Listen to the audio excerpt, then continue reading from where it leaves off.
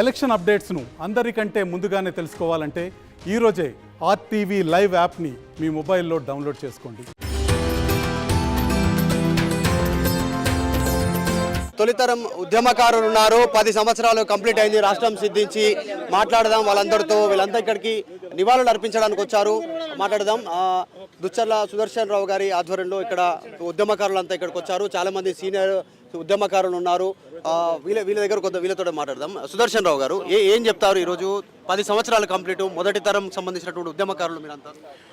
మొట్టమొదలు మనం చెప్పేది ఏంటంటే, పోయిన 10 సంవత్సరాల నుంచి టీఆర్ఎస్ గవర్నమెంట్ మనం ఎటువంటిది పట్టించుకోలేదు. ఈరోజు ఈ ఉద్యమం మళ్ళీ ముందుకు వస్తుందని చెప్పి మన డిమాండ్లను సీఎం గారి దగ్గర చెప్పి ఇంప్లిమెంట్ చేసుకోవాలి మేనిఫెస్టోలో పెట్టిండ్రు. మన ఉద్యమకారులు ఎంతో సఫర్ అవుతుండ్రు.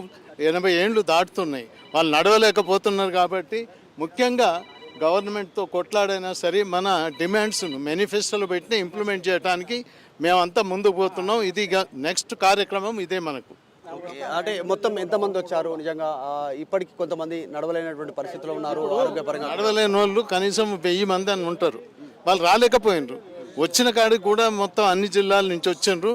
వాళ్లకు ముఖ్యంగా దుబ్బాక నుంచి, ఇటు వరంగల్ నుంచి, ఖమ్మం నుంచి, నల్గొండ నుంచి వీళ్ళందరికీ నేను కృతజ్ఞతా భావంతో మేము ముందుండి ఈ డిమాండ్లను ఇంప్లిమెంట్ చేయడానికి మా కిషన్ రావు అన్న గారు అందరం కలిసి దీన్ని ఇంప్లిమెంట్ చేస్తాం. కిషన్ రావు గారు ఉన్నారు, మాట్లాడదాం.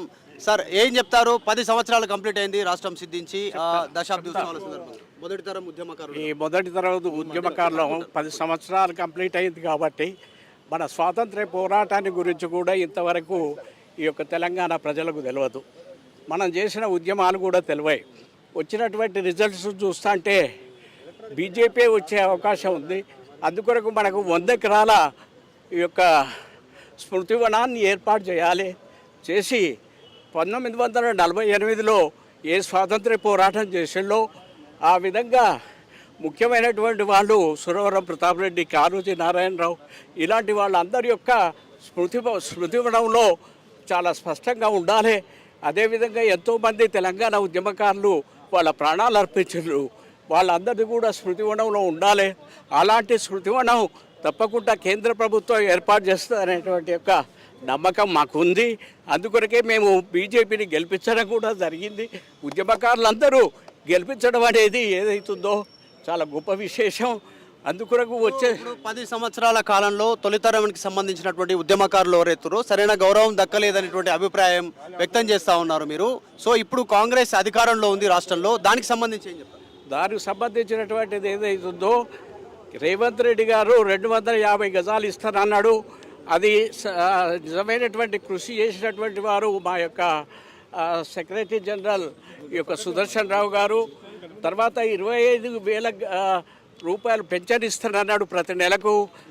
వీటిని అమలు చేయలేదు ఇంతవరకు. అతడు అమలు చేస్తాడా చెయ్యడా అనేటువంటి విషయాన్ని చాలా స్పష్టంగా చేయాలి. దాన్ని స్పష్టం చేసిన నాడే ప్రజలు ఈ యొక్క ఉద్యమకారులు వారు నమ్ముతారు, లేకపోతే నమ్మరు. అదేవిధంగా బీఆర్ఎస్ ఏదైతుందో టీఆర్ఎస్ను రద్దు చేయగానే ఉద్యమకారులం అందరము బీఆర్ఎస్ను కూడా రద్దు చేసినాం.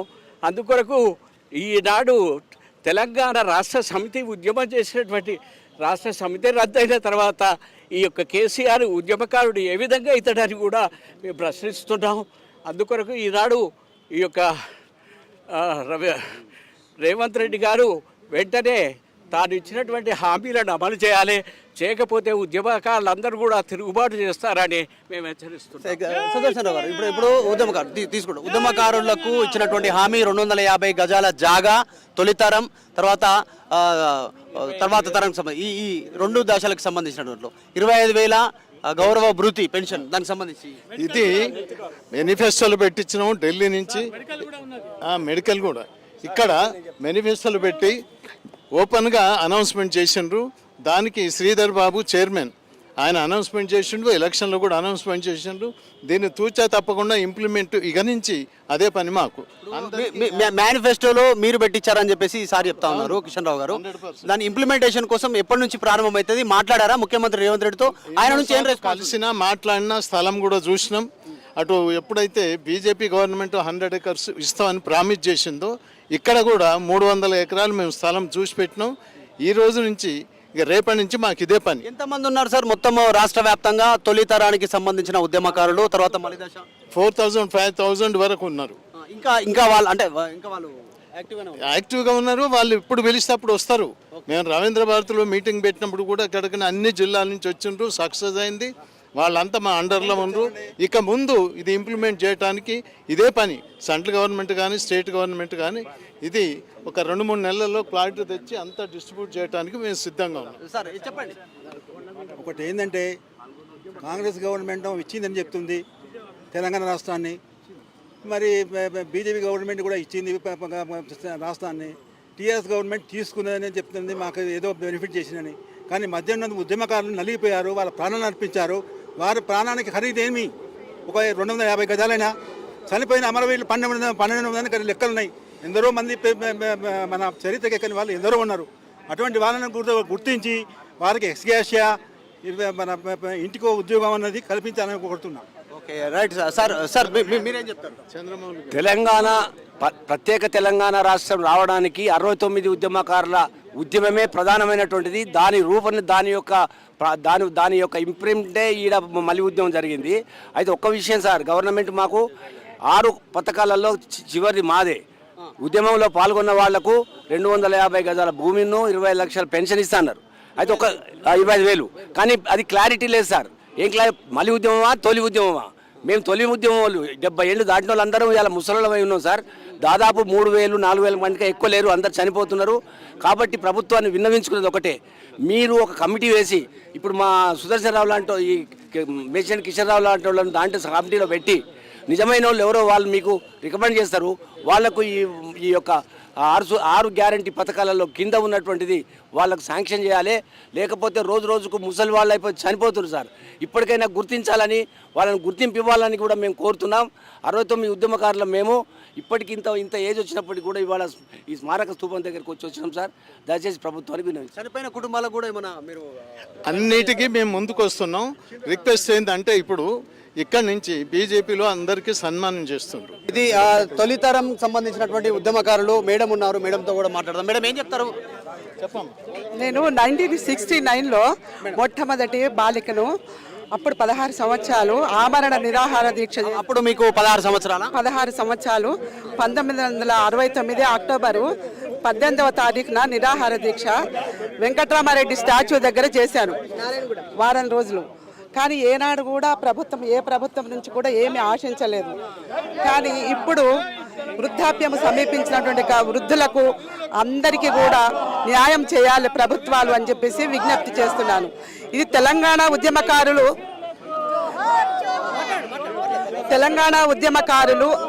ఆనాడు విద్యార్థి దశలో ఉండి విద్యను కోల్పోయినరు, ఆస్తులు కోల్పోయినరు, అనేక విధాల జీవితాలు నాశనం అయిపోయినాయి.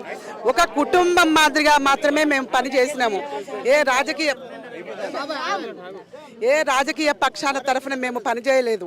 తెలంగాణ ఉద్యమకారులు, అమరవీరులు వీరందరూ కూడా ఒకే కుటుంబం, కానీ ఏ పార్టీకి సంబంధించినటువంటి వాళ్ళు కాదని మీకు మనవి చేస్తున్నా. మాకు కావాల్సింది మా ఉద్యమకారులకు అందరికీ కూడా తగిన న్యాయము ఏ ప్రభుత్వం చేస్తుందో వారికి కృతజ్ఞతలు సమర్పిస్తాము. ఇది మా యొక్క ఉద్దేశము, మా యొక్క విజ్ఞప్తి, మా లక్ష్యము, మా గమ్యము ఇది.